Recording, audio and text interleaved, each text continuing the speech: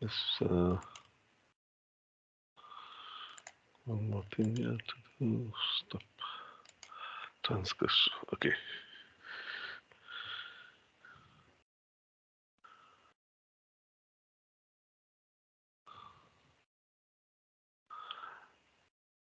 Right. Okay. The lecture is being recorded from now onwards.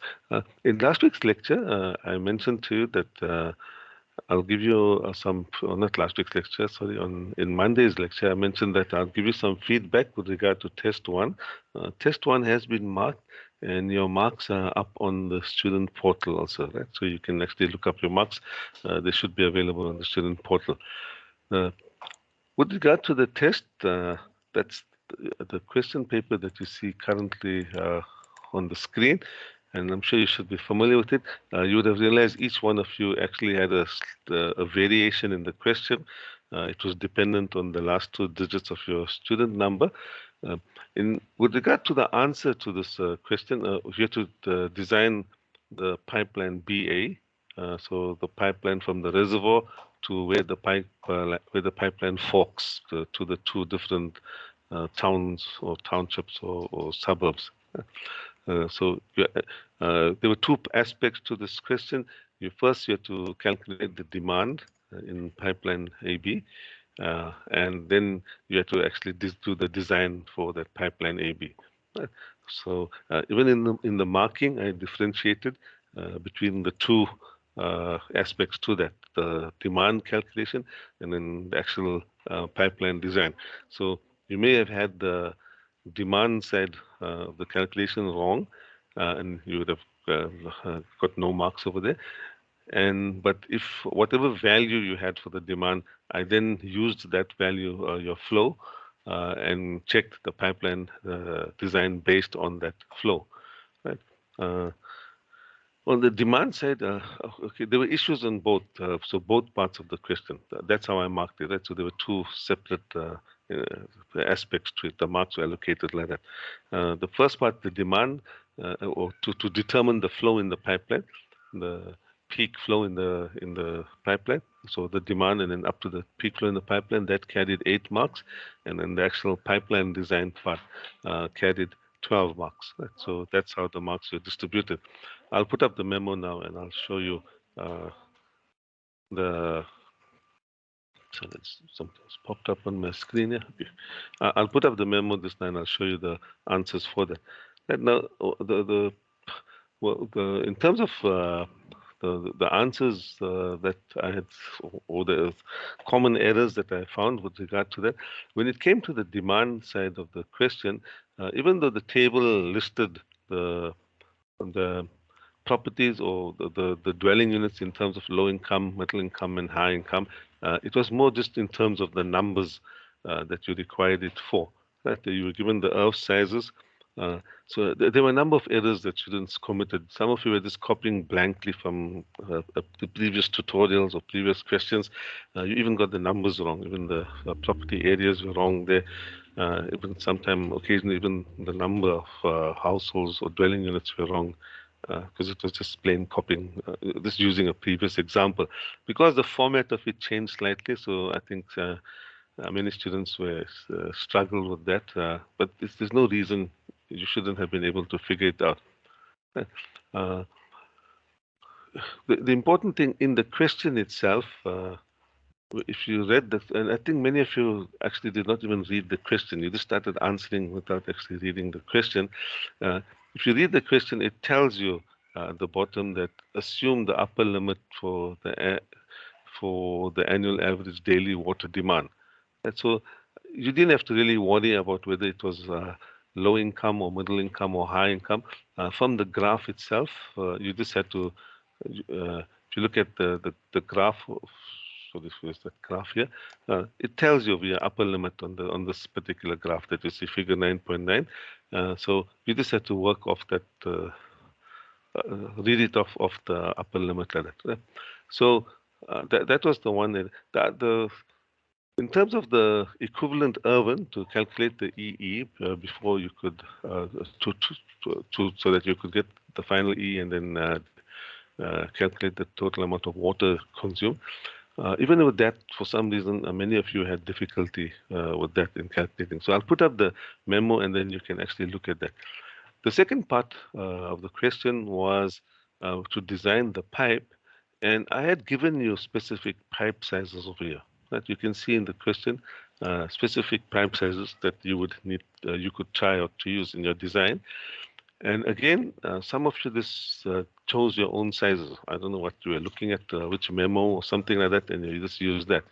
Uh, so that's where there were issues. For example, some of you just decided to use a 150 millimeter pipe, but there is no 150 millimeter pipe listed here, or 175 or 200 diameter pipe. If you look at it, they're not listed among the pipes that are given to you over here.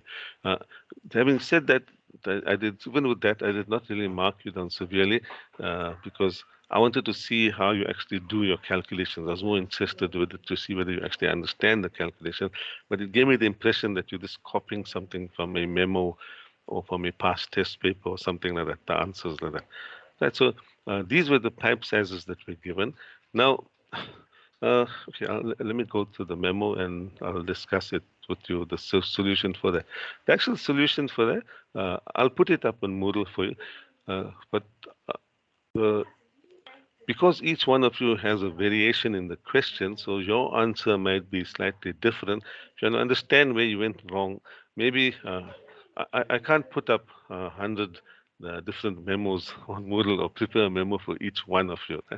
Uh, so that's why uh, and I'll just put up the one memo, and in this particular memo, the assumption is that the student number ends up with 99. So if you're the particular student whose student number ends up with 99, they'll have the exact memo. The rest of the class, you'll just have to follow the method and see what we've done here. Right. So for this particular one, the calculation of the equivalent urban, you can see from figure 9.9, the numbers have been read off for, okay, I'm just looking at the memo here. It shouldn't really say all this for middle income or whatever like that, right? Because we're just reading off for the upper limit over here. So yeah, I can see there's a slight error in what I've written here, but it doesn't affect the answer. It's just basically for the upper limit, right? It's not for middle income that you see where I've written over here like that. So that should be struck off from there. Right? But the first thing was to calculate the equivalent urban, and you can see the calculation being done here. And then once you've got the equivalent urban, you would then go into that figure that I showed you this now and read off from the figure. So let me just go back here and into this figure from here. So once you've got the with the earth areas, okay, so not this number. You could then go off and read off the peak factor, right? Once you've got the equivalent urban, you would read off the peak factor from figure 9.11. Once you've got the equivalent urban, you multiply that number by 1,000, and that will give you the annual average daily demand. Right? So you're converting it to equivalent of 1,000 liters per day, like that, the equivalent urban. You multiply it by 1,000 liters per day. And I've explained that in the lecture with you. Right. And you read off the peak factor that you'll see in yellow. So let me just enlarge this a little bit so you'll see it better on the screen. So this many of you followed the procedure for calculating the peak flow. Right? So most of you would have got to the peak flow, but there's big variations in the numbers among you because most of the class actually got the equivalent urban value wrong. So there were many that did get it correct, maybe about a third of the numbers, but probably about 2/3 of you that actually had that equivalent urban wrong. So whatever number you came up with over here with your peak flow, I used that particular number thereafter and then checked your calculations with that. To proceed with the pipeline design, you first got to guess a pipe size. And if your student number was 00, then you'd need a smaller pipe here, probably around a 247 or something like that, or whichever closest to that. So it depended on what your peak flow was. You had to choose a diameter.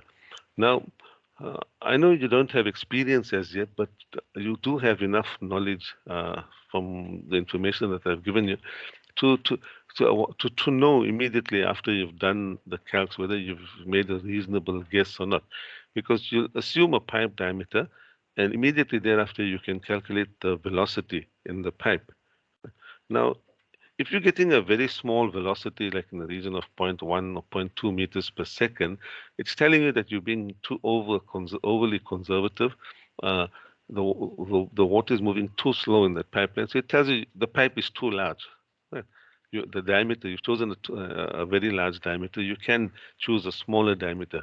You want this number, and you know again from the CSR guidelines, you want this number to be between around zero point 0.6 and maybe around 2 meters per second. You want to bring it down actually around, ideally around 1 to 1.5 meters per second. In that sort of figure, you would generally try and achieve over here. So choose the pipe diameter and see what velocity you get. If you're getting a velocity of 3 meters per second or 5 meters per second, then you know your pipe diameter is too small. Now, you're getting this large velocity because you got to move that amount of water through such a small pipe, right? You got a peak flow that if you're trying to push it through a very small diameter pipe, then obviously it'll have to flow very fast. And if the pipe is diameter is too large and you're still pushing that same flow through, then the velocity will be very slow. Yeah. So that's for, this between these two values, this between the velocity value, that already gives you a fairly good idea whether you have a reasonable pipe diameter size or whatever. So, and again, that was a few students did do that. And they did actually see that the value was out, and then they corrected. And I was very glad to see that they had done that. Right. Uh, Once you've got that velocity, then you would then move on to work out the pressure heads and things like that. Most students were fine with this particular section. They got that. You use the correct C value, the Hazen-Williams value. The hydraulic gradient, again, sometimes this careless errors. Not you this, I don't know, with your calculator or something, you made mistakes. Some students just got it plain wrong. Uh, and then you have to check the head loss between pipeline A and B. Right now, again, this at this point over here, when you check the head loss, uh, if you're picking up a very large value, right? If you had a very large value, so for example, if you look at when you're doing the calculation for the residual pressure at B, you've got the elevation head at A minus Z at B over there. When you minus those two values, uh, it's in the region of around, I mean, let's say around 40 meters of head or something, if I'm not too sure, somewhere around there, HA minus ZB.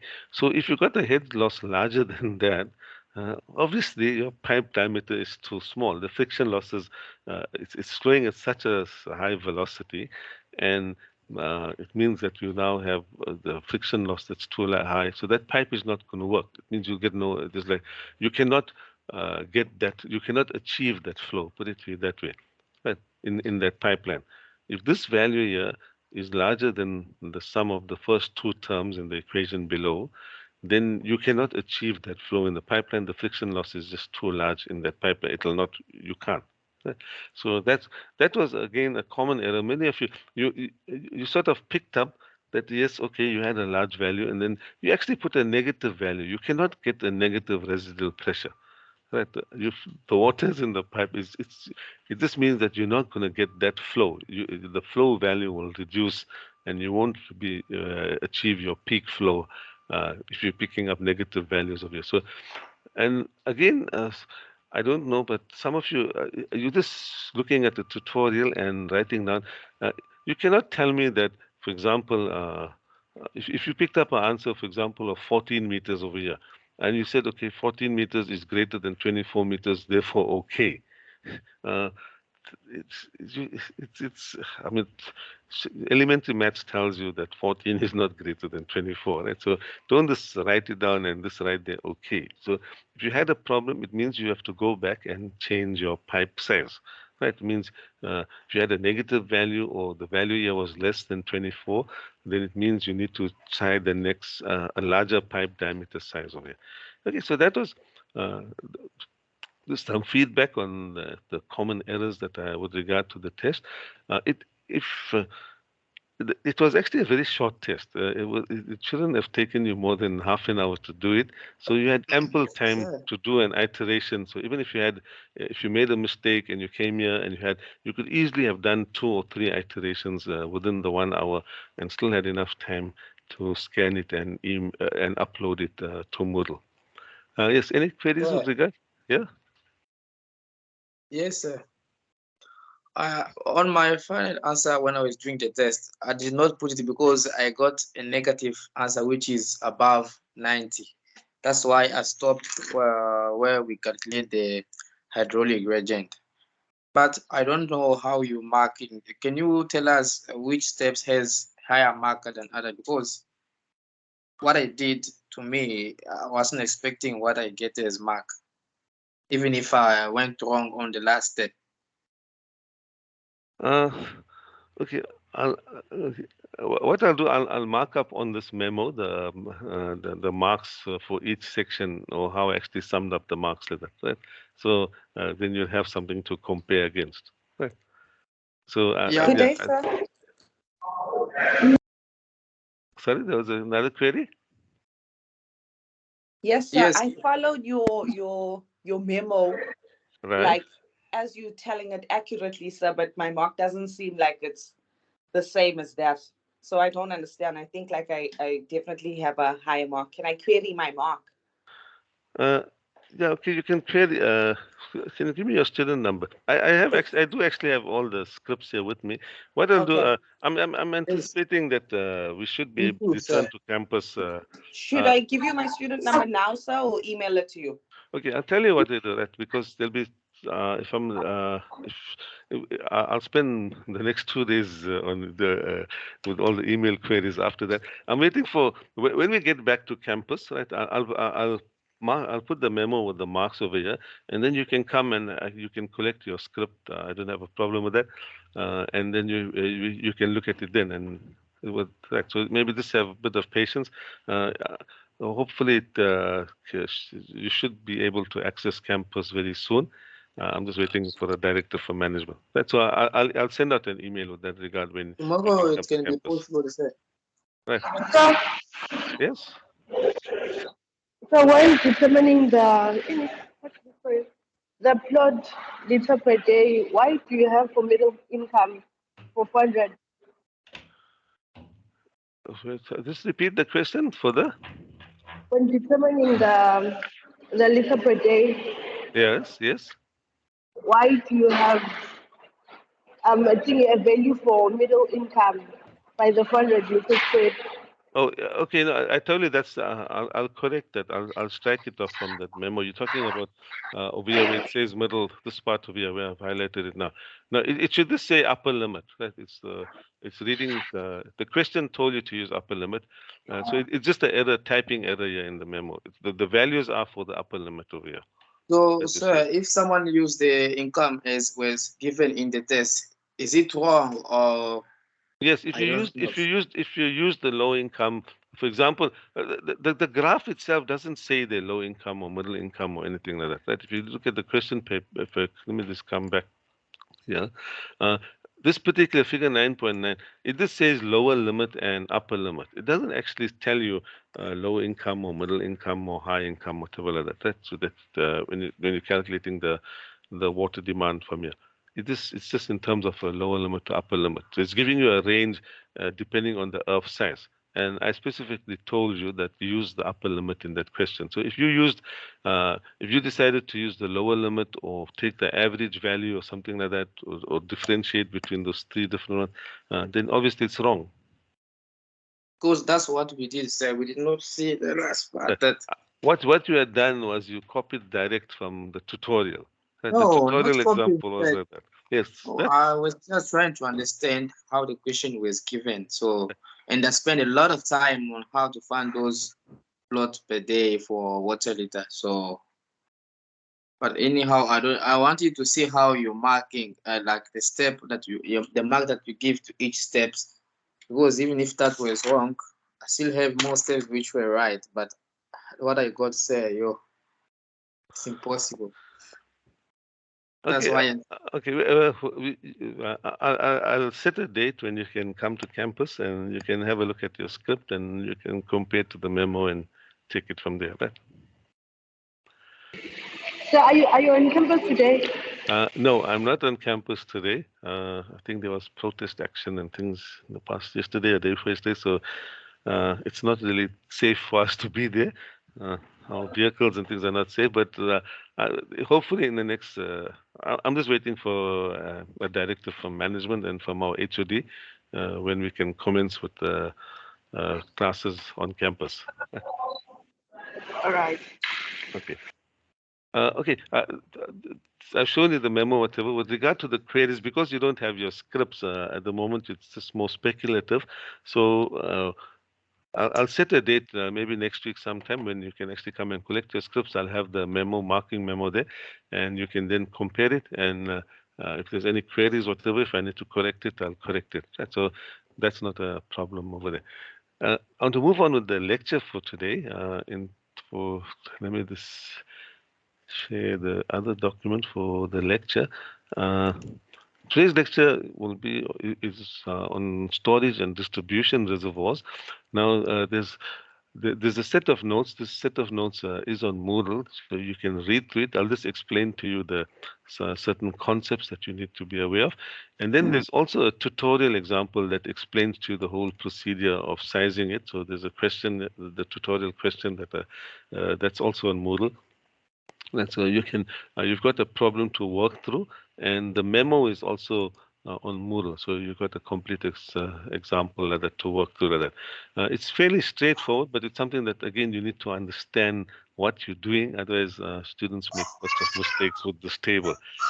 I'll just go through it and explain it to you. There's some theory also behind the storage and distribution reservoirs, which you can read through. I'll just go through it very quickly, and then I'll go through that example with you to show. There's an example in these notes, and then there's also the tutorial example. Right? Why distribution reservoirs or storage, or you notice it says here storage and distribution reservoirs. There's two different words to describe it. Right? A reservoir, you all know, it's meant to store water, usually potable or drinking water, but it could also be raw water. In most instances, in our South African context here in Durban, it will be potable drinking water. Storage, that you can understand, you need to store water, and the reasons why we would store water will be outlined further down in the notes. And you see a distribution reservoirs. Now, that means it's related to the distribution of water. Now, and again, the context of that will be explained a little further down in these notes. Um, if you look at a water supply system that you have, uh, you collect the water, so you have a collection point for the water. Then you have the conveyance of the water, that you're going to transfer it from where the water is collected from your dam, or where it's treated at a treatment plant, whatever like that. Or if it's collected at the dam, you have to transport it to the treatment plant. Usually it will be under gravity flow, but occasionally it may be pumped also. And then once it's purified, after purification, the water then has to be distributed to customers. Now, uh, when it comes to distribution to customers, if you were distributing straight from the treatment plant, then the issue will become that the demand fluctuates during the day. Right. So at night, there's very little consumption of water, unless if you have industries or something. But residential consumption would be minimal at night, and then you'd have certain peak periods during the day. So if you were this treating water and supplying it immediately to the customers, then the treatment plant would have to operate on the basis where the flow or the treatment, the volume of water being treated would fluctuate as the day progresses, which is not practical.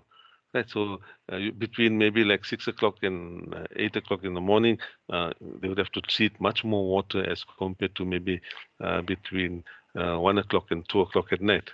Right, so a treatment plant generally operates on you have a constant, you treat water constantly through the plant like that. So what that would tell you, then you need to store the water somewhere to allow for that fluctuation in demand. Because you have this fluctuation in the demand of water, so you would treat the treatment plant would have a constant output, and when for example, during the night, the water would have to be stored somewhere, and then during the day, when you have the high demand, then it would then draw from that stored water. Right. So that's where the concept of a distribution reservoir comes about. That's what it's a distribution reservoir does. That it helps to to to it helps with when you've got this fluctuating demand. Right? So it mitigates against that fluctuating demand. And again, if you read through that, you'll see in the notes there the water demand is not constant, which is what I've just explained to you. And okay, yeah, read through all of that. So what is the purpose, the, the, the objectives in this particular module? Again, read through that. It's I don't need to read it for you. You can actually read through that. So, would you now understand why you need a distribution reservoir? It's because of the fluctuation in the demand of water. Right now,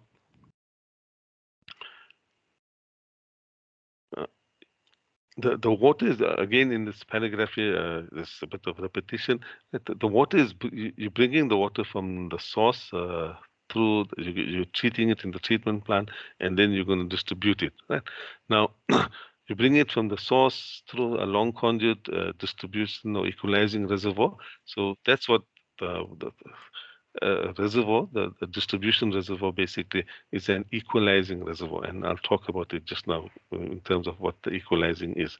Right. Uh,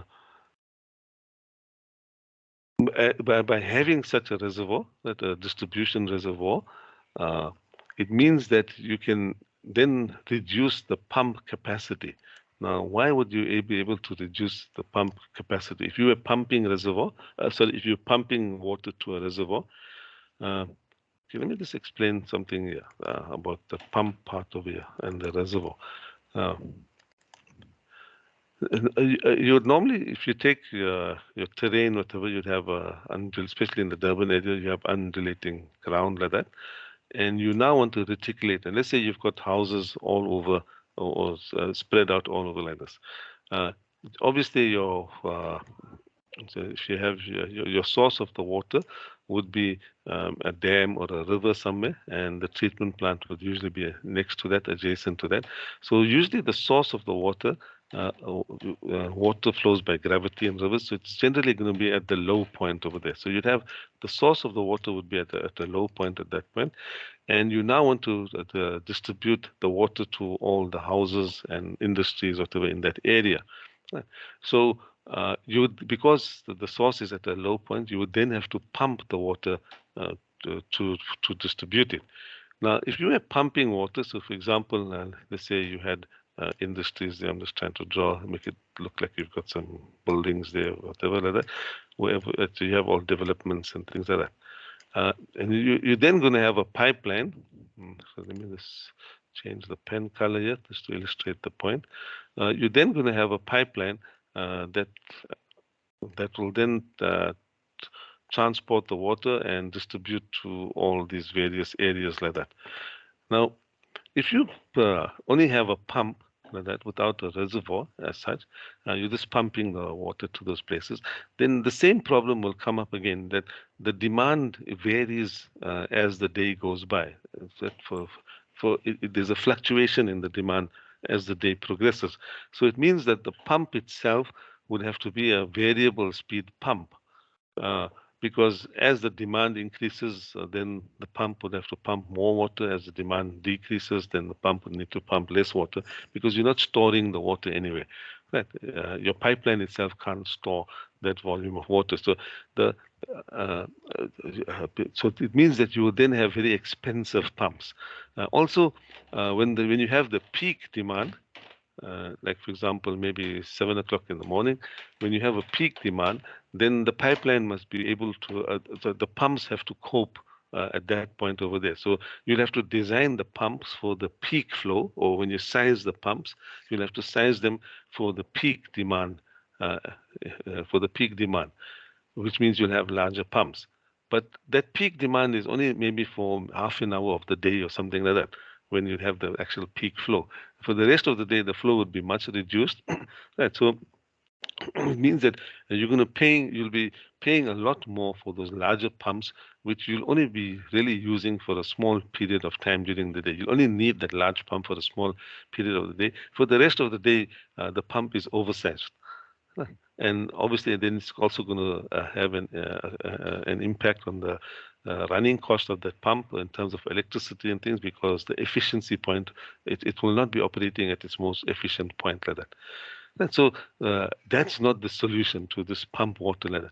So what is done, the normal practice is that you would then construct a reservoir, or that's the reason why we construct these distribution reservoirs at a high point. So at some point over here, you might construct a reservoir or a water tower or something like that. So you construct a reservoir at that point over there, and you then pump the water. Okay, and I'm just showing it schematically. You'd pump the water to the reservoir, so the reservoir can store the excess water, and then you use gravity flow to distribute to all your properties or industries. That so for thereafter from the reservoir, you then have gravity flow coming down, and it would then feed all the various industries, and you would size the pipe accordingly, according to the demand like that. Now, what's the difference between this and the pump line? The first thing is the, because you're pumping to a reservoir, you can pump at a constant rate. You don't have to worry about the demand side of it. You can pump if you want 24 hours of the day, or for half a day, or three-quarter of a day. That would be engineering judgment, and an engineer would make a decision in that regard. Usually, the municipality would also have some guidelines with regard to that. Right. So you would pump at a constant rate. So you'd have smaller size pumps. You can pump for maybe 16 hours a day or 12 hours a day at a constant rate at the reservoir, and you'll size the reservoir appropriately so it would be able to store that volume of water. So you might decide you want to pump the water at night, or even you might want to pump even during the day and the night while the water is being consumed. So the reservoir would then fill up with water like that. It would store certain volume of water, and from the reservoir, you then have gravity flow to the houses, and you would then size that pipe accordingly that it would then be able to cater for the peak demand to all of these houses over here, like what you've done in your test one. Whatever. So you would then size that pipe for the peak demand. But yes, that pipe might be a little bit larger to cope for the peak demand, but you have to actually supply for the peak demand. So that pipe would have to be that size. But the pump line can be a much smaller pump line because you're pumping over a much longer period. Remember, the peak demand might only be for half an hour or 15 minutes or something like that during the day, whereas here the pump line you're pumping for maybe 12 to maybe 12 to 20 hours a day or something like that. So you're pumping it at a constant rate. It doesn't have to be a very large volume that you're pumping, but this at a constant rate. So, and because you're pumping at a constant rate, you don't need variable speed pumps. So you'll have a much cheaper pump. You can operate the pump at its most efficient point. So the electricity costs will be reduced. And in that way, you have a saving. Like that. Also, if you're pumping like this to a reservoir, you can also have a backup pump. So if the pump, for example, breaks down, then the backup pump would kick in. You can also size the reservoir for the situation where you have, in case of an emergency, if there's a breakdown in the pipeline, so for contingency supplies, you could also size the reservoir for that. So if you're doing maintenance on the pumps, you can then still, there'll be enough storage in the reservoir to be able to feed the various houses that you have here. Right, so that's the idea behind a distribution reservoir that we have. And let me just come back to those notes there. Right, so you can read through all of this and you'll see the explanation for that. In terms of, there are situations where you can supply the network from using both the pump line and the gravity line. Again, read through that. It's not that commonly used, but there are situations where that may be done, where the you also from the pump line you're also feeding, and you also you're feeding the reservoir, and you're also feeding the residential units or the industries from that. And you can see there's depending on which valves you would open and which valves you would close, that you could have that. This is an elevated water tank that's being used also to reticulate. So at some parts of the day, the pump line, the pump station is pumping water direct for distribution into the distribution lines. At other parts of the day, it's the pump is pumping to the elevated tank, and then from the elevated tank, you're getting gravity flow to the pump line. You can read through this again. This is not the main focus of this particular module, this kind of arrangement, but you can read through that, and there's an explanation with regard to that. Right. So, what are the main functions of our distribution reservoirs from what I explained to you? Uh, the main functions of it, that for those distribution reservoirs, the they absorb the hourly variations in demand. That's what I explained to you about that. Uh, the reservoir has stored water, and so the pumps don't have to pump at varying rates like that.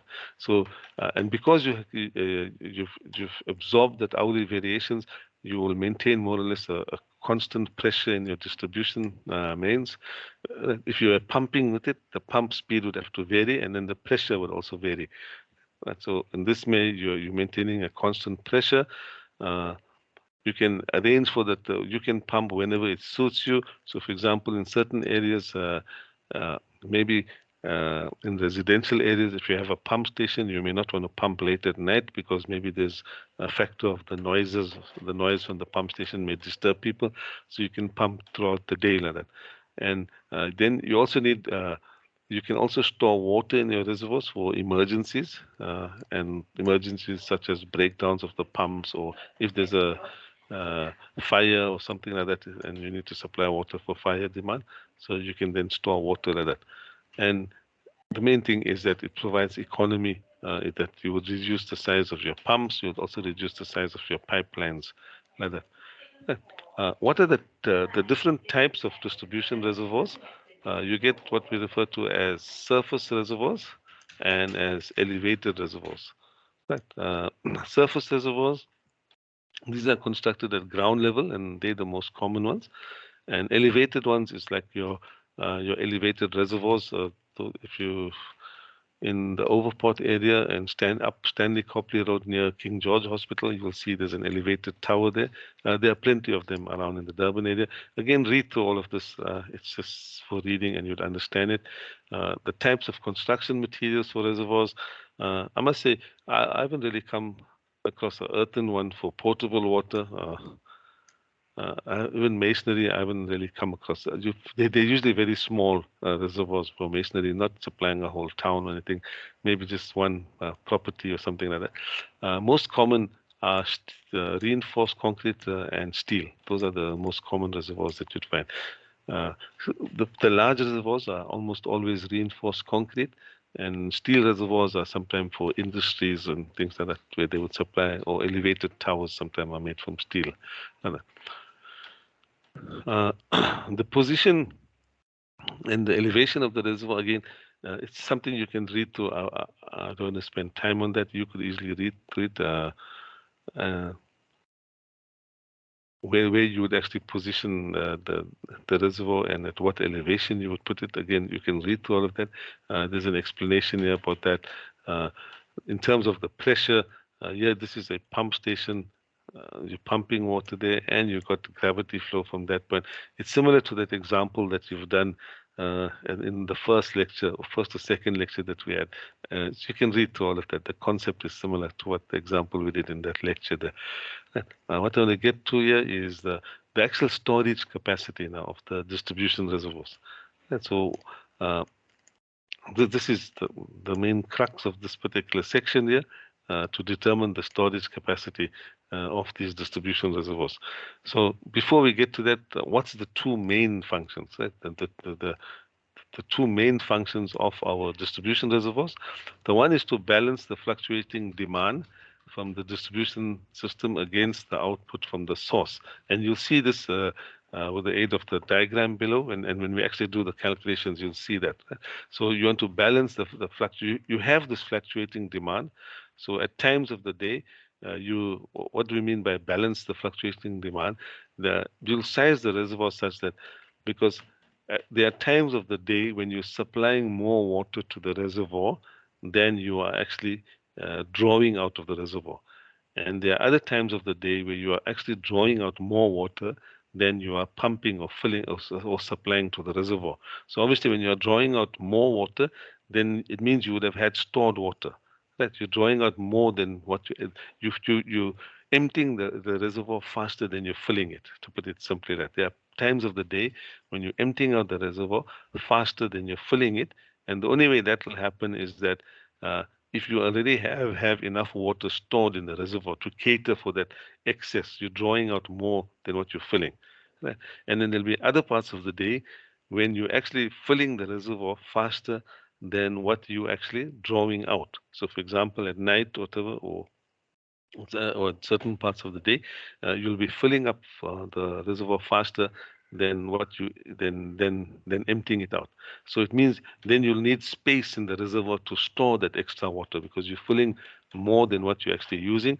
So it needs to be stored in the reservoir. And it is these two factors that, when they combine together, that is what will determine the size of our distribution reservoir. Right. Um, so that's the first main function. That's what we mean. It provides it's to balance the fluctuating demand. Right. So that's the first main reason for our reservoir, and that's what we would refer to as a distribution reservoir.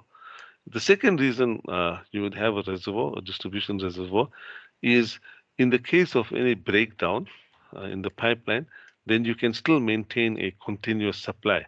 Now, if we say this, then it means, well, um, obviously it has a limit. It's not going to supply water for indefinitely. It depends how much water is stored there.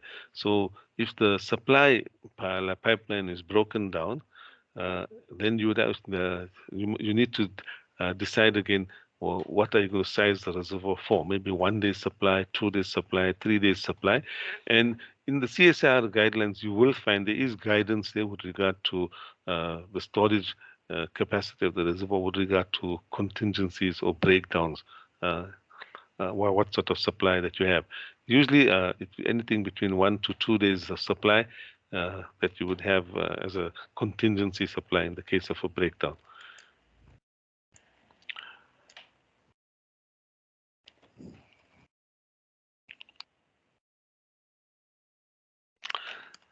Sorry for that. I just needed to clear my throat. Okay, now coming to the actual sizing of the reservoir. Uh, there are two methods that we could use to size a balancing reservoir. Right. And now this part of the this part that we're going to do here, the calculations that we'll do here, will be based on the distribution. In other words, the first part of here that we spoke about, balancing the demand from here, right? The balance to balance the fluctuation demand. We're just looking at this aspect here in terms of sizing the distribution reservoir. Then a second aspect would be this part here, which we're not going to really cover because it varies from town to town. And you would need to speak to your local municipality and the fire departments and things like that, because you'll cater for you want that continuous supply in the event of a breakdown. So you'd want at least a 24-hour supply. So, for example, if the pumps or something broke down, or they need to service the pumps or whatever in the pump stations or whatever, then they might be down for the day or so. So you want enough water for that over there. And there is guidelines in the CSR guidelines for that tells you what period to cater for. Having said that, it depends on the context on which also for the context of what where you're actually supplying the water to. And for example, if you're designing a distribution reservoir for a prison, for example, that usually prisons tend to be in more remote areas, so they would need their own water supply. They won't be this tapping of a reservoir within a city or something like that. So if it's in a remote area and it has its own independent water supply, and you're designing a distribution tank for that prison, then you cannot follow the normal guidelines, right? That you have, for example, 24 hours storage or 48 hours storage or something like that. Because if for whatever reason the water supply was cut off for, let's say, for any longer period of time, so for example, the water you had, let's say, the 24 hours of storage, and the water supply is cut off for 48 hours, you then have a serious problem because you got prison inmates who are locked in cells and who are dependent upon the authorities to provide the water to them. And they cannot go somewhere else looking for water. They cannot go anywhere to buy water. So that would create a serious situation. So it's so there is a context, and so in terms of when you talk of uh, storage for breakdowns, things like that. Okay, let's get on to the how to size the reservoir. Again, you can read through all of this notes here. The graph here is giving you the typical variation in consumption. Look, it's not typical. It's just showing you one particular uh, variation in one place, whatever, or one town or something, wherever this graph was drawn for, and how you get the variation in the consumption of water. So if you look at the graph over here, the continuous line, that's giving you the actual variation in demand, and you can see the flow on the left-hand axis is the flow in million liters per day. So that's the flow rate, the flow rate. So that was the actual demand. And at the bottom there, that's the hours of the day going past, and you can see from 0 to 12, sorry, 0 to 12, again from 12 to 12. If you look at it, it's actually over a 2-day period. That 24 hours would be, so that's 12 and 12 would be 24 hours. And then 12 and 12 again, another 24. So it's over a 2-day period. And this is the graph showing you the demand level. And you can see the fluctuation that takes place. So you have a certain minimum at certain parts. You can see during the early hours of the morning, so between midnight and 6 o'clock in the morning, you can see the demand is at its lowest. Then it peaks in this particular case around noon. So maybe it's for an industrial area or something like that. In a residential area, it won't peak at around noon like that. Okay, well, actually, it's if you look at it, it's telling you for a Sunday. So possibly maybe on a Sunday the peak will come around midday in a residential area. That's possible. And if you see again, there's a drop and then it increases during different parts of the day. Later, again towards midnight, the demand would drop and would pick up again in the early hours of the morning like that. You can see and drops. So you get this fluctuation in flow, like, the fluctuation in demand. Right? And that's why you then need a distribution reservoir. If you were pumping the water, then you'd have to follow this particular curve like that. Your pumps would have to be designed for that, which is not practical. Now, the dashed line is showing you the averaged out flow over those periods. So if you had to average it out over those hours in between those vertical lines, then that would be roughly the average flow like that you would have supplied like that to this or the average demand like that where during 6-hour intervals like that. Read through the rest of the notes here, and it explains that graph for you, and yeah, it's easy enough for you to read all of that, and you can be able to follow that. What's interesting from this particular graph here, because you got the flow rate. If you look at this the particular this graph here, that's the flow rate, and that's if you want liters per day, or if you want to convert it to liters per hour, like that, you can convert it to that particular unit. And the bottom axis here, you've got your time over here, right? And that's the rate of flow.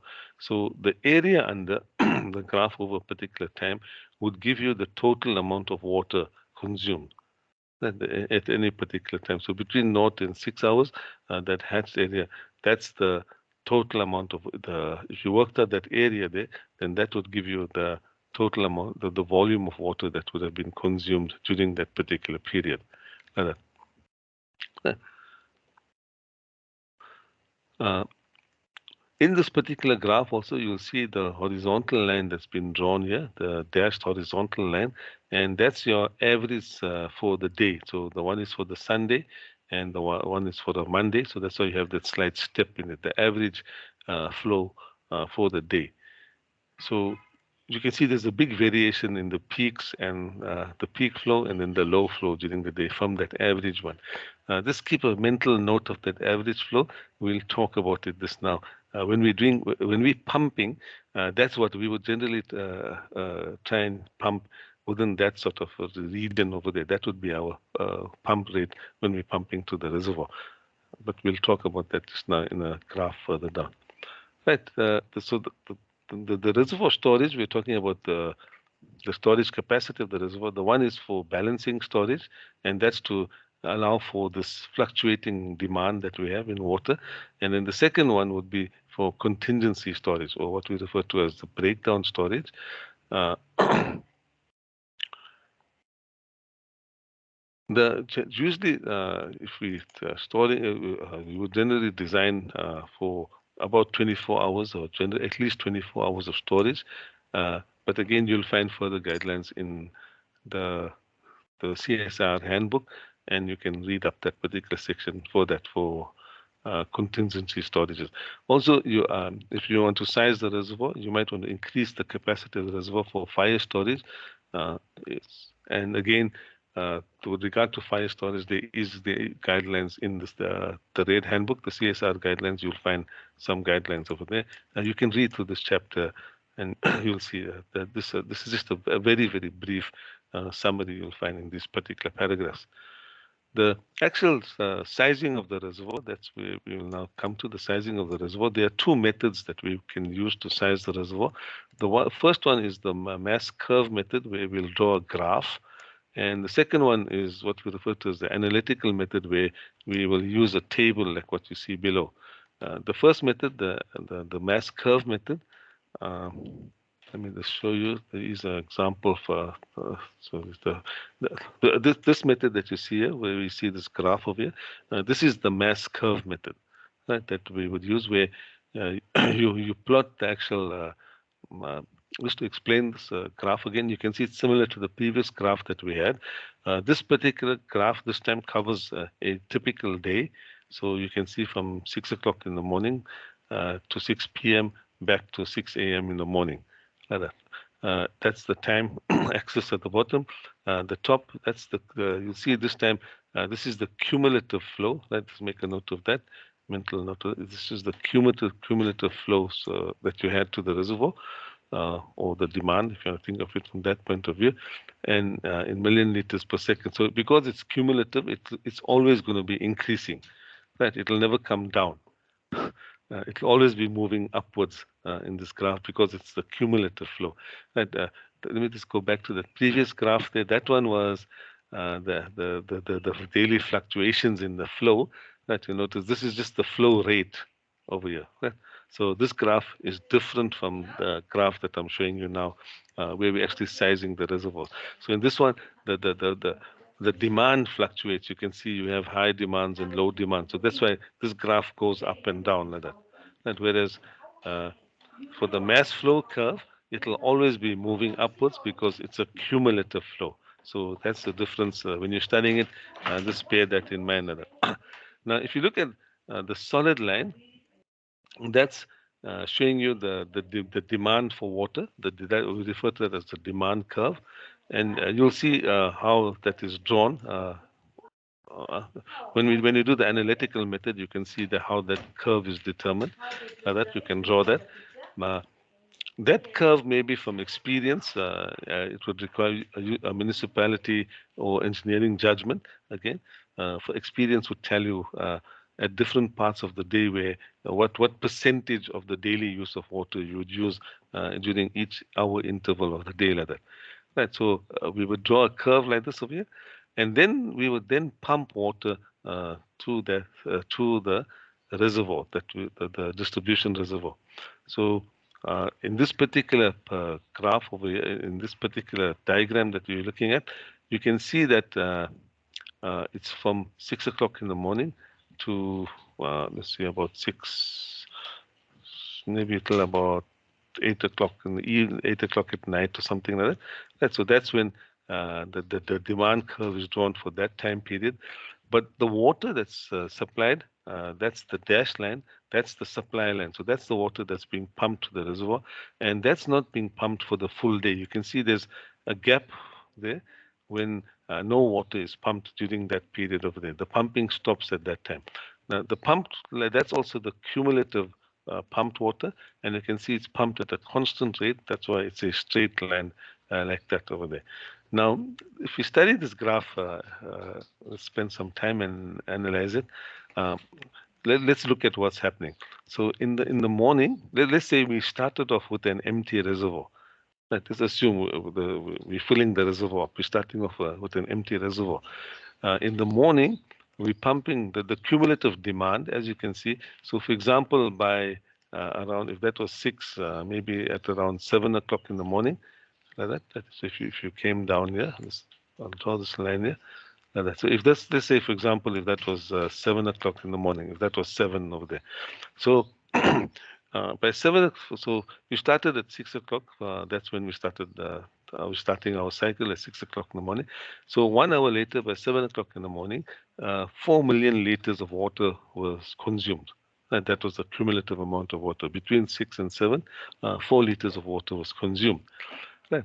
But during that particular time, the pumps were also working, operating, and the pumps only pumped, if you look at it, let's say it's about 2.5 million liters of water. So there was a deficiency of about 1.5 million liters of water. Right. So it means that 1.5 million liters of water would have come out of storage. The reservoir would have already had to have 1.5 million liters of water stored at that particular time, so it could supply that water. So it could supply the full million liters of water that was demanded from it. And because we only pumped 1.5 million, or so 2.5. What I said, that's 4. Uh, that would be, yeah. We only pumped about 1.5 million liters of water. So if that's this, I'm just putting some numbers there so you can understand. Let's say that's 1.5 million liters at that point over there. Yeah, so you would have only pumped 1.5 million liters of water, but the demand at 7 o'clock in the morning, by 7, between 6 and 7, 4 million liters of water would have had to be drawn. So what you'll notice here, the difference between those two curves, that's the amount of water that you would have needed to be stored in the reservoir. That's the shortage, that the demand shortage that you had.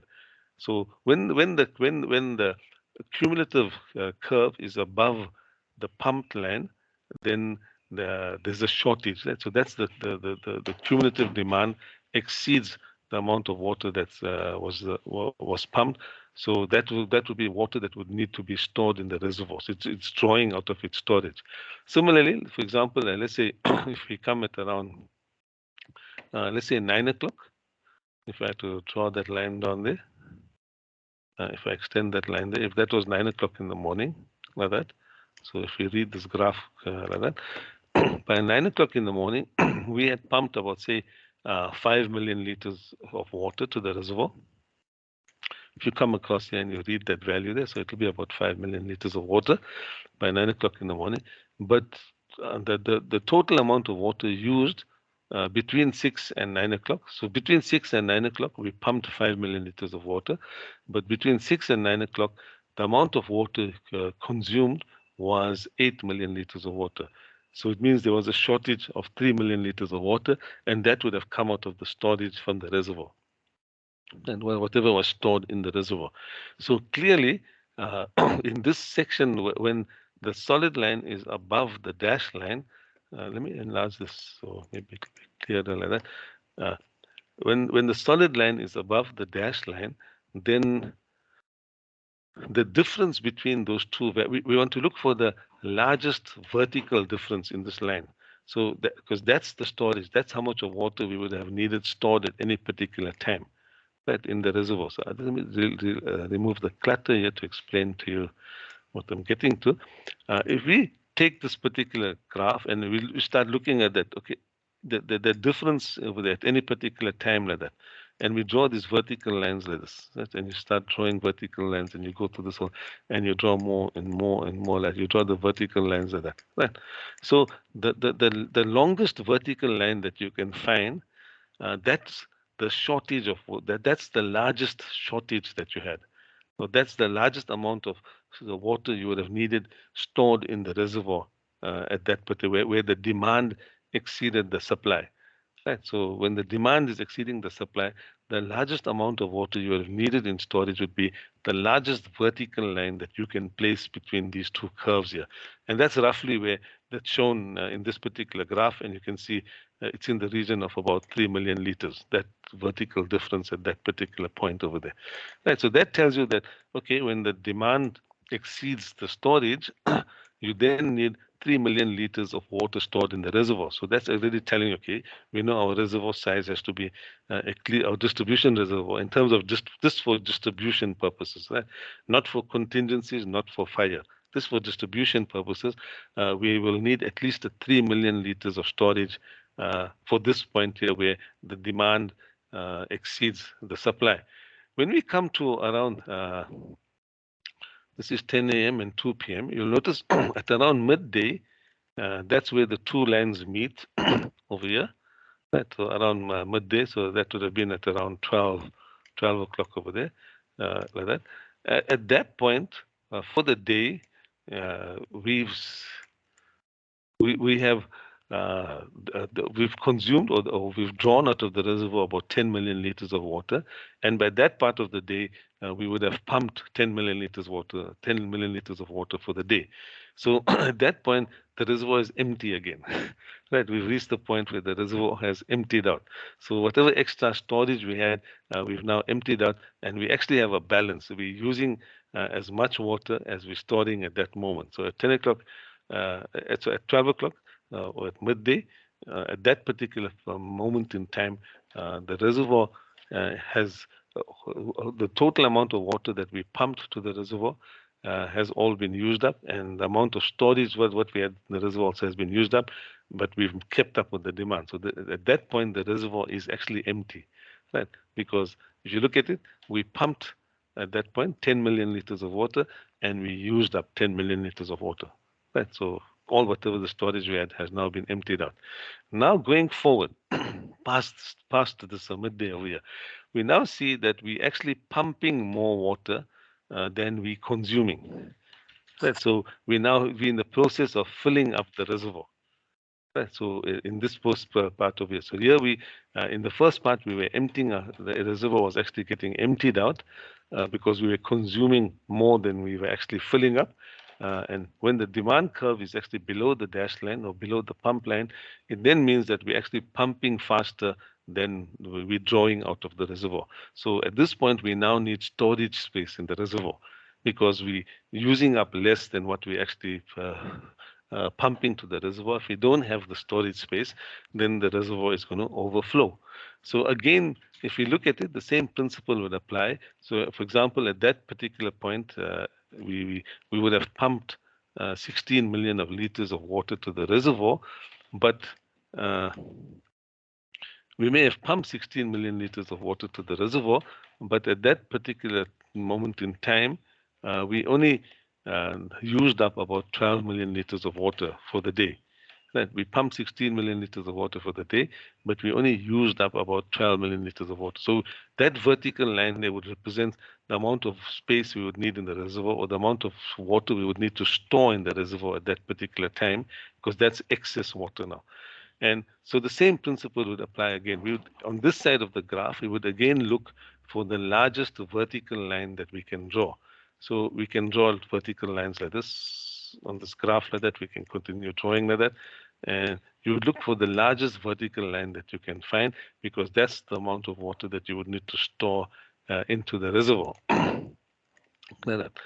Right. So now if we have two vertical lines, we have one on the left hand side and one on the right hand side.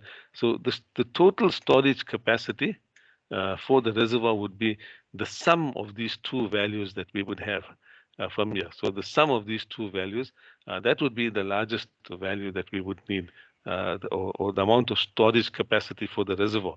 So we had, on this side, we had 3 million liters according to this particular graph. And on that particular side, we had 5 million liters. So that's the largest vertical line that we can find there. And that works out to about 5 million liters.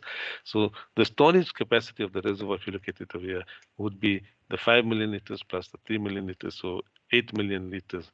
That is what we would, in terms of for distribution purposes, we would have to construct a reservoir with a storage capacity of 8 million liters to meet the fluctuating flow, the fluctuating demand that we have during the progression of the day.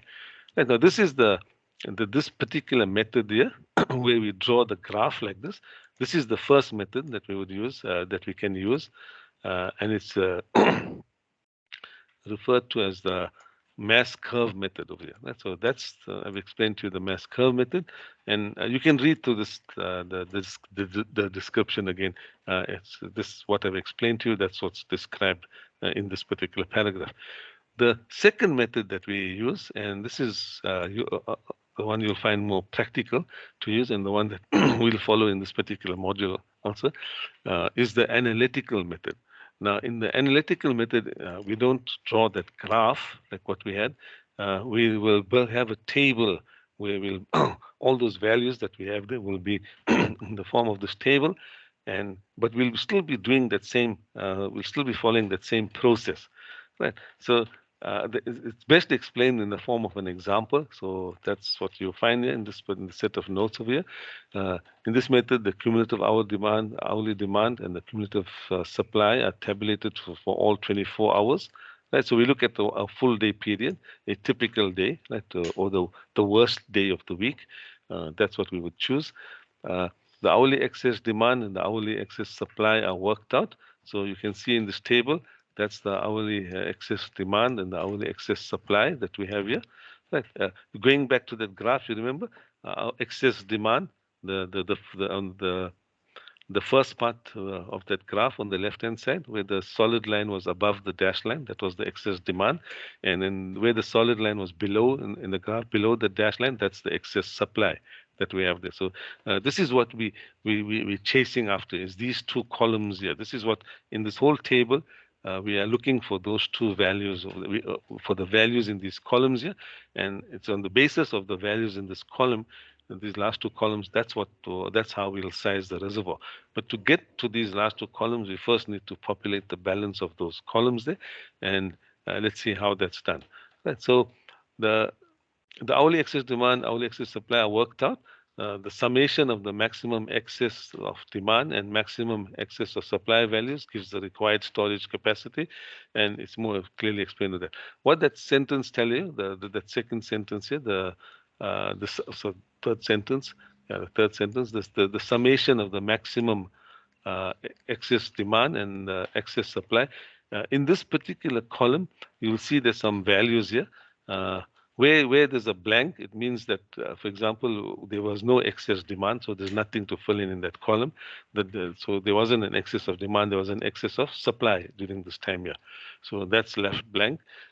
You'll find these are the values. These are in that graph that I spoke about, this now those vertical lines that we are drawing. So at every hour period, we're drawing the vertical line. So we look for the largest vertical line, which is in this particular one, you can see is the 1.5 million liters. And then for where we had the excess supply, again, these are all the vertical values that we have over here. So in this table, we look for the largest value that we can find, right? The largest vertical line, and you can see in this particular one will be the 5.325. So it's those two values that we would sum up in this table, and that's what would give us that's how we would size the reservoir for this particular one over here in this particular example. That you can see in this particular example here, when you're summing it up, it's the 1.5, and that's on the table 1.5, and then we have the what's it, 5.7. So obviously I haven't chosen, there is another value, sorry, yeah, my error here. The value below that there, you can see the largest one is actually not 5.3, the largest one is that 5.7 over there in that table.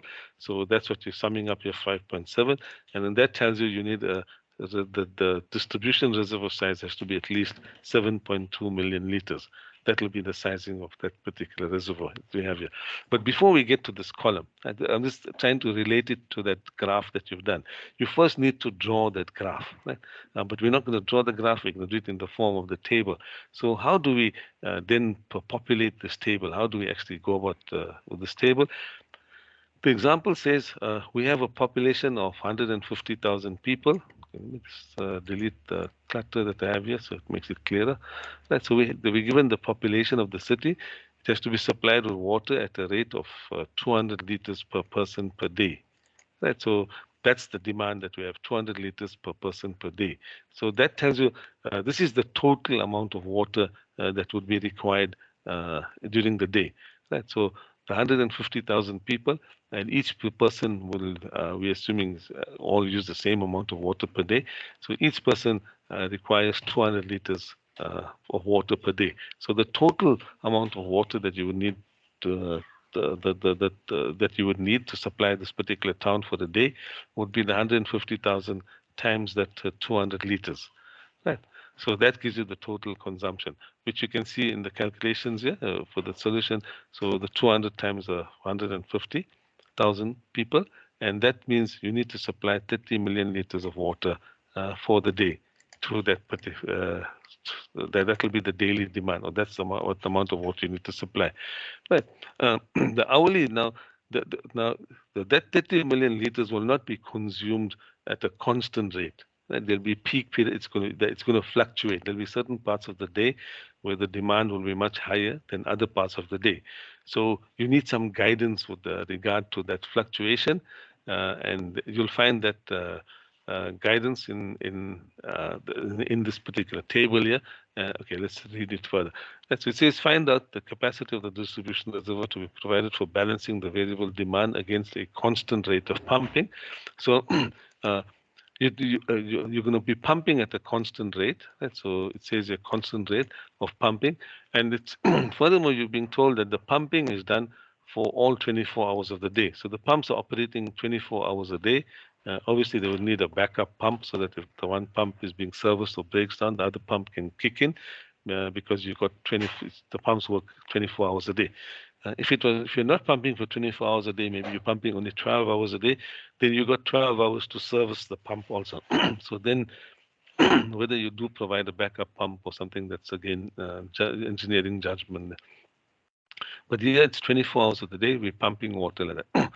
So, and the pumping is, you're told, is done from 6 o'clock in the morning to 11 o'clock, and then from 2 to 9 p.m. like that. Right? So the pumping is done for a certain interval of time. Now, from 6 o'clock to 11 o'clock, that's 5 hours.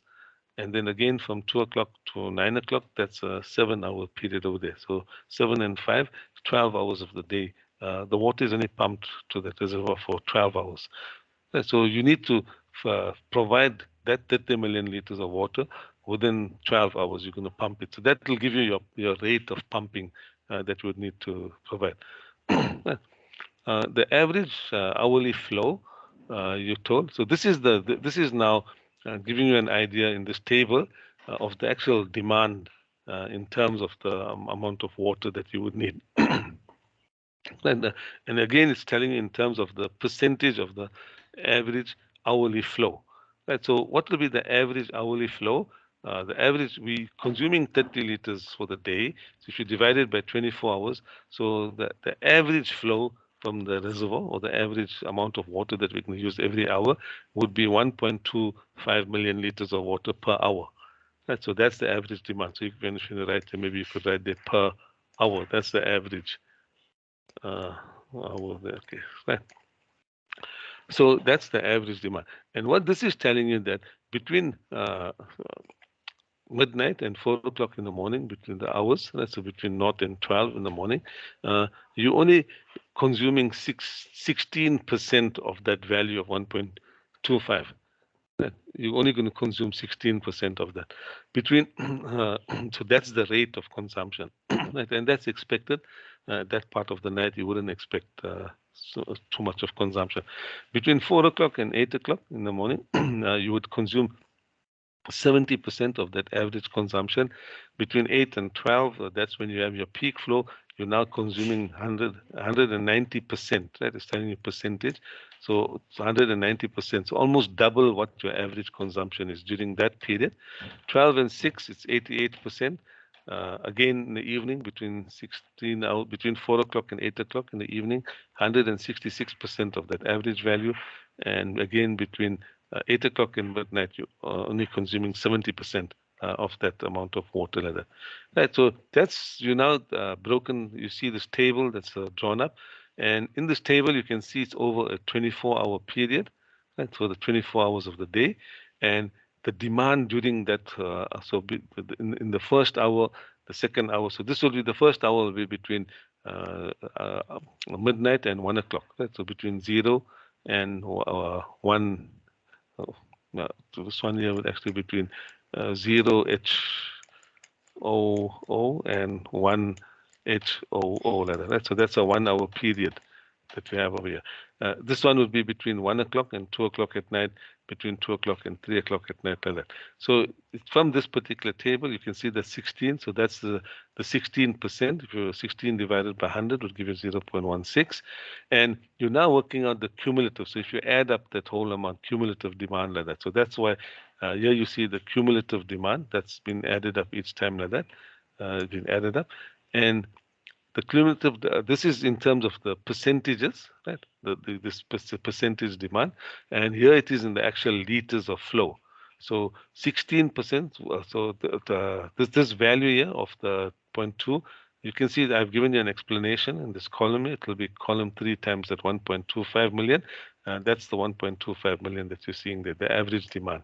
Right, so 16% of the average demand. So 16% or 0.16 times the 1.25 million liters, and that's what like that. So you would populate each time like that.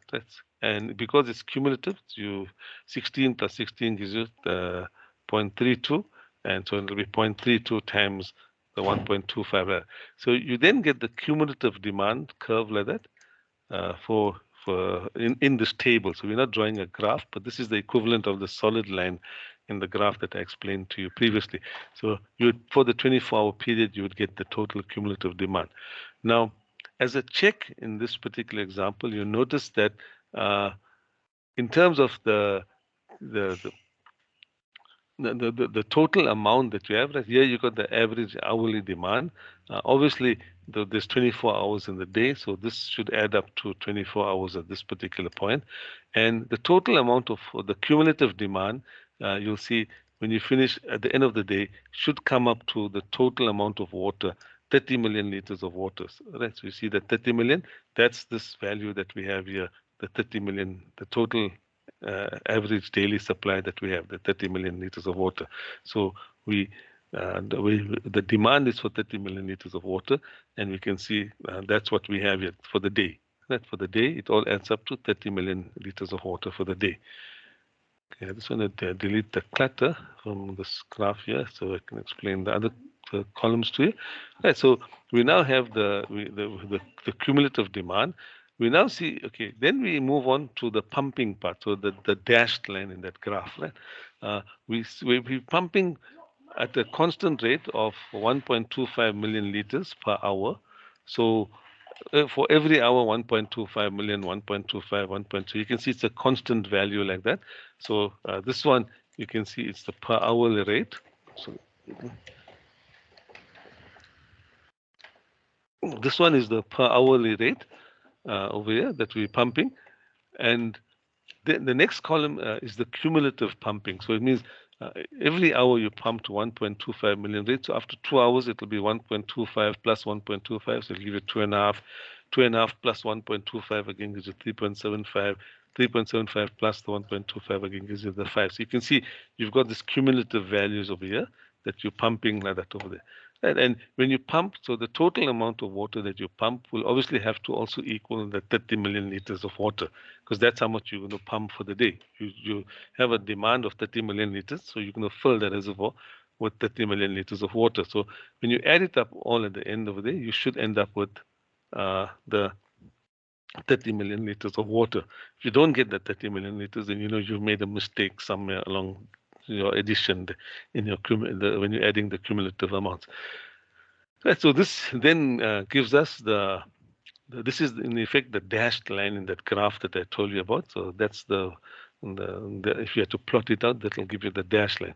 Now we need those vertical lines that I spoke about.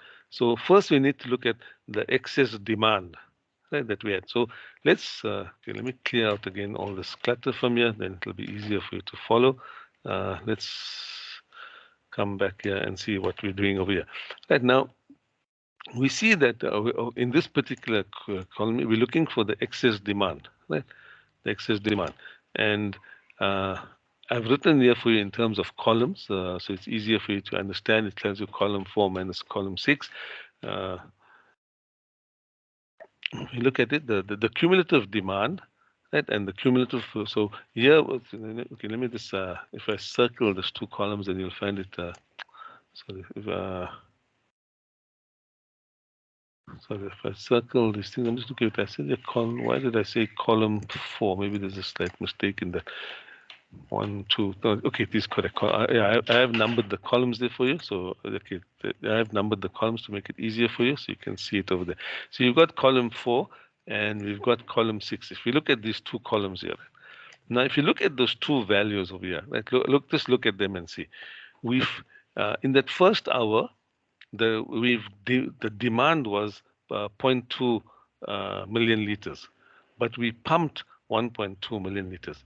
Right. So what was more? Was there an excess demand, or was there an excess pump supply? Was there an excess supply to the reservoir, or was there an excess demand? We can see we've pumped much more than what we actually demanded. So there is no excess demand. So that's why we leave it blank. You can either put a 0 there if you want, because there is no excess demand, or you can leave it blank over there. Now, I would suggest you leave it blank, because you can only have one or the other. You can't have both. You can't have an excess demand and an excess supply at the same time. Right? At any point in time in that graph, it's either there's an excess of demand, or there's an excess of supply. It might happen where the both are the same, then you'll have a 0 in both of that. So it's possible you might have both the columns over here for one particular value might be blank. That may be possible just in one place, right? That you'll have that like that. But you can't have a value for both of these, because you're either going to have at any moment in time an excess demand or an excess supply. So looking at this particular one, if the pumped value is larger than, if the cumulative pump is larger than the cumulative demand, then you'll populate the right-hand column. So you can see 1.25 minus 0.2, that's where you get the 1.05 rather. And in a similar manner, you now move down and you compare between the column 6 values and the column 4 values. You're comparing the pumped versus the demand values like that. And as long as the pumped value, the cumulative pump is larger than the cumulative demand, then you'll populate this column 8 over here and you'll fill in the values. And you can see coming right down all along here as we're moving down up to this point here, 22.5, which is larger than the 22.35. Right, so we're comparing all of those values. The pumped one is larger than the demand one, so that's why we populated that right-hand side column. Once we pass that, so after 6 o'clock in the evening, so at 7 o'clock in the evening, we then see it. The amount of water we pumped now is less than the actual cumulative demand. The cumulative demand was now 24.425, whereas the pumped one was 23.725. So the cumulative demand is greater than the cumulative pump. So that's when we populate this particular column like that. Right, so you can see we've populated it like that. In the last hour of the day, that's where we have the two blanks, because the two values are the same. So now we have what I mentioned, all those vertical lines that we have, and we then look at this particular column and we look for the largest value in each of these columns over here. And we said that, okay, we had 5.7 there. That was the largest value there, and the largest value in this column. And then we sum up those two values, and that's how we get the size of 7.2 million liters for that reservoir. Right. So this was where the water was pumped for a 24-hour period in this whole example. Right. So that let me just again clear all this clutter from here. So this was the case where we pumped water for 24 hours of the day. Now, in practice, that would not be the norm. You normally would not pump for the full 24 hours of the day. So the same problem is now repeated again because the question, if you read the question, it tells you that the first one was for 24 hours of the day. Then you must repeat the same question where the pumping is done only between those two periods of time. For that 5-hour period and that 7-hour period over here. So we then go back and we redo that table. Now, obviously, the the column one, column two, the demand side, that's not changing. That's still the same demand rate. It's just the pumping part that will change. So the first four columns would be exactly the same in the next table, but the constant pumping rate would now need to change. Right? The values from column 5 to column 8 would then change. So let's see how that's done. Uh, for the case where we're pumping for those particular periods, let me just remove that clutter there, just to show you that we now on a separate. This is now a different example. So this is draw the separation line of it, just to show you that we're now reading the values from below that blue line. So the pumping is done between those two time periods. If you work it out, it's a 5-hour and a 7-hour, so it's a 12-hour period. You now got to pump that 30 million liters in 12 hours. So that's if you're pumping 30 million liters in 12 hours, that will give you 2.5 million liters of water. So you have to pump at twice the rate. Previously, we had 24 hours. We are pumping over 24 hours. We're now pumping over 12 hours at a constant rate. At 12 hours constant. So it would be double. So we got that 2.5 million liters per hour that we're going to pump. I told you the first four columns are identical to the demand side is still the same. The demand won't change. Your pump, it's only the pumping that's changing. So for this, we're now pumping at 2.5 million liters per hour. And we're only going to pump between 6 and 11 and 2 and 9. So you'll see that the pumping, the column 5 is only populated, you'll see here, from 6 o'clock to 7 o'clock. So that's this time here, 6 o'clock to 7 o'clock. That's 7 to 8. So it's only pumped during those times like that. And again in the evening again between those periods like that. That's the only time that we're pumping water like that.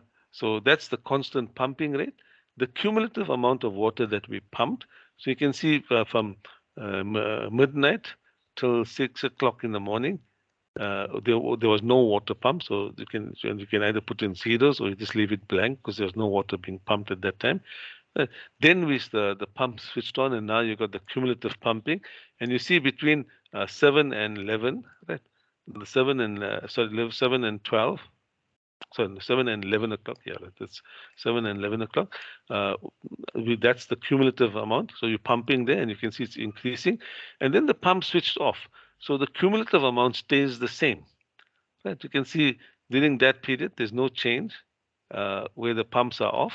There was no change during during this time period here. So the value just stayed at that amount, 12.5 million. The pumps were off. Then the pump switched on again at 2 o'clock. And between 2 and 3 o'clock, we pumped again. And now the cumulative value again is increasing right till I think it's 9 o'clock at night.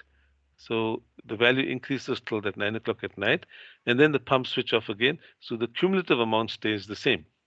Right, so you can see that in that value. You'll also notice that at the end of the day, the total pumped amount was 30 million liters, and the total demand was 30 million liters. So that's the check you got to do. That then you know you've populated this table correctly, the pumped values over there. And then in a similar fashion like last time, we will now determine the excess demand versus the excess supply. And clearly when the pumps was off, there was no supply, so there's only an excess demand. So that's why we populated those tables there like that. So we have excess demand over there as compared to supply. Then during this period here, if you notice that the amount of water we pumped, for example, at this particular time, we pumped 5 million liters of water at that point in time, but the demand at that point was only 4.3, so we have an excess pumped. So that's why we populated that. We take the difference between those two values and we populate it on that side. And in that fashion, we can then complete this whole table like that. And we then look for the largest values in these two columns. Right? So we then will come and look at this, study these two columns, and pick out the largest values that we can find in those two particular columns. And we'll see that the largest values that you can find is 3.5 and the 2.625. The let me just find it out here. Let's see. Uh, the largest value in that particular column 1.0, 1.0, the 2.625. So you can see that's the largest value there.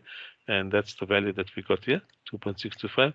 The largest of 3.5, that's the value there, 3.5 in that particular column there. If you go above here, there's nothing above 3.5 over there. So we then sum up those two values and we can see 6.125 milliliters. So that's for balancing the supply and the demand, the distribution as a distribution reservoir, that would then we would then have we would then require a reservoir size of 6.125 million liters. And so that's the first example. I spent some time because it's important to understand these columns here. There's more examples for you to go through. And what I want you to watch in the further examples, I'm not going to explain it, you can read it to yourself, is you'll notice that the columns are different compared to the previous table. Right? It's the way the demand, the hourly fluctuation, the way it's determined. In this one, in this particular example, it was as a percentage of the hourly flow, and it was given in this format over here, like that. And then observe in the second example how it's given to you. In this particular, in the second example, you're given the demand, and you actually told in a million. So between midnight and 4 o'clock in the morning, the demand is 0.48 million liters of water, and between 4 and 8, the demand is 0.87 million liters of water, like that, and that's what it's given to you in that particular format. So it's presented. Is the demand curve, the way it's presented to you, is actually very different from the previous example. In terms of the total amount of supply, you're given the supply for the particular town, the total demand for the day. You can see it's simply you've given the demand over here, so you're just going to add all of those values up. You can, if you notice, there's a correlation between that bottom row and the demand values here. So that's the amount of that's the demand for the day. Then in terms of the reservoir minute uniform rate. So if the inflow of water, that's telling inflow of water. So the pumped, that's the inflow of water. Uniform rate, and for 24 hours of the day. So it'll be over a 24-hour period. So that 5.4 million liters of the total amount supply for the day is divided by the 24, and you get that. That's the pump rate that you would need. It tells you also about this. I just want to see something here. Now, the time period that we're working in this particular, if you notice, we're not working in a 1 hour period in this particular graph. Each 1 year is a 4 hour period. So that's why we then multiplied that value by 4, because we're working in 4 hour intervals. This table, the way the data is presented for 4 hour intervals. So that's why the pump rate also was worked out for a 4 hour interval. We know what it is per hour. It's 0.21, but then over a 4 hour interval. And then we then come and populate the table. You can see the table is for 4 hour intervals, like that. And from that, again, similar process, and you can then size the liter, the reservoir like that. The third example again in a slightly different format, the way the demand is presented, and I'll leave it to you to read through that and see that you can make a sense of this whole thing like that, and you then do the calculation. The last one, okay, I've explained to you the graph again, and you can see using the graph how you get the storage capacity of that 8 million liters there. Like that, right? So this last example, this last example, you've got the calculation here done with the table here, and then you have the graph at the bottom here showing you how if you're using the mass curve method with the last example. Then at the end of this, there's some questions. There's some questions here, theory. So because the subject does carry theory in your tests or exams, you could be asked theory questions. So there are some typical questions here. Some are theory questions and some are calculation questions. SA stands for self-assessment. So self-assessment question 1, self-assessment question 2. So this is for you to see whether you can work out these problems that you see here. Again, there's another problem that you could work out here with the table value, and you can go through all of these and see if you can work them out like that. The answers to those self-assessment questions are given, and you'll find them further down here in this in these notes of it. So the answers are actually given to you in these notes over here. Right. So with that, that brings me to an end for this particular lecture. In terms of the term planner, we actually were 1 day behind. So I want to show you the tutorial, right? I want to cover this entire section in this one lecture for this week. Then we'll be back on par with our term planner. There is a tutorial to assist you in answering these kind of questions. I've got you this tutorial question I've put up for you. And let me see, you can work it out for yourself. So print it out and try and answer it by yourself. Right? That's the question. There's a little bit of calcs you do before you start the table, and you can then populate. So you see it's all blank here. I've done certain parts of it, calculated it, done the initial part here just to make it slightly easier for you. So you need to fill in the balance of those columns there. And then at the bottom here, this last two lines, you'll be able to determine what's the size of the reservoir.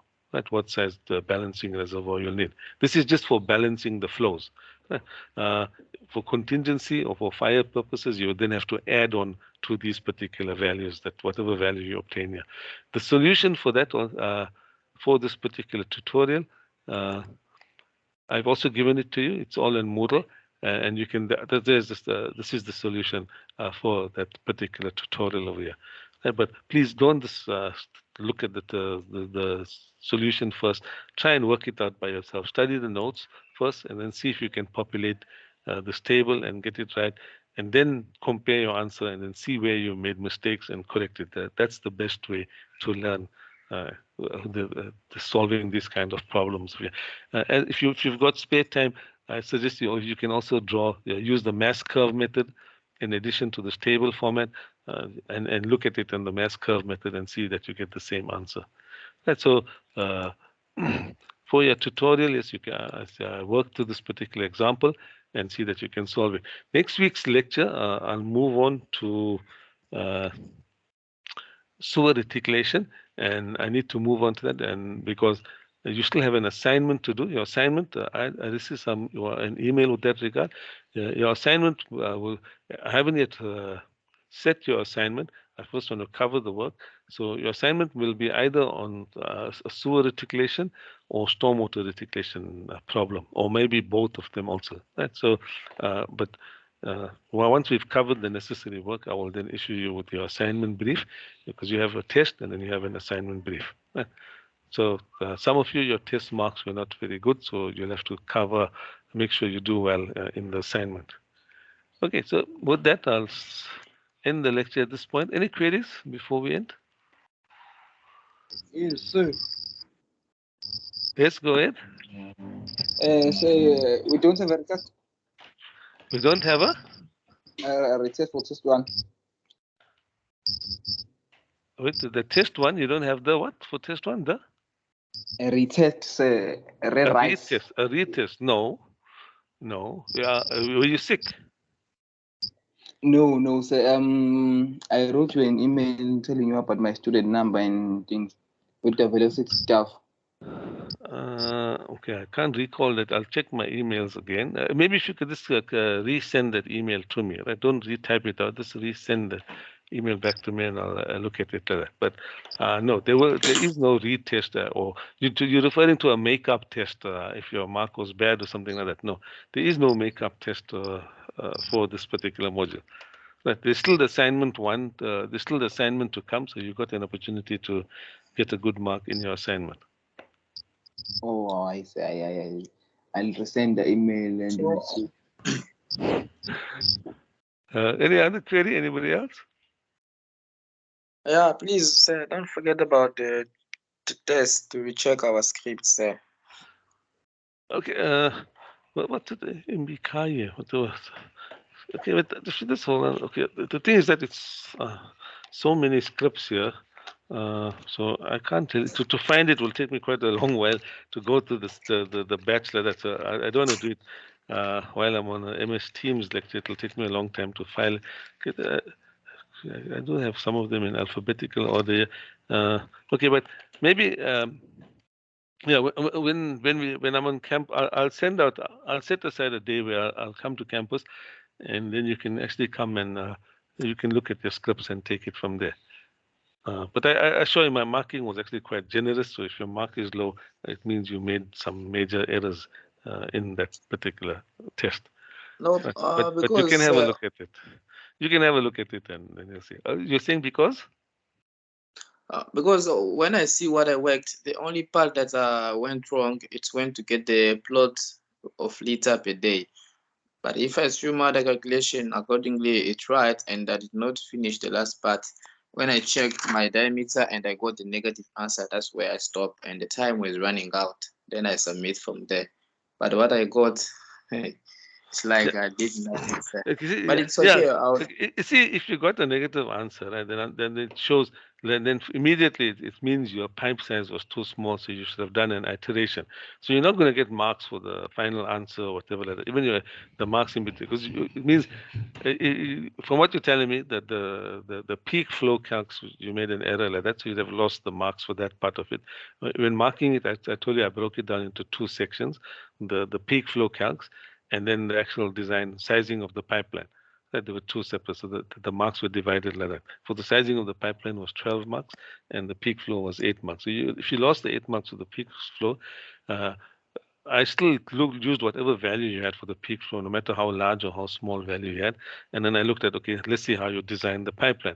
And you should know how to at this point. And there was sufficient time. This wasn't a long test. It was just one question. I only asked you for one pipeline. It was easy to do at least two iterations, even three iterations. You could have done it easily in 1 hour. Right. If you had practiced beforehand, you had gone through the solutions, you would have been able to see, yeah, you need to look at the velocity. You know you must be within a certain range of velocity. So obviously you had not done those checks. That's why you ended up with such a negative value at that point over there. So you're not going to get much marks if with errors like that. all right, sir. Okay. Any other queries? Anybody else?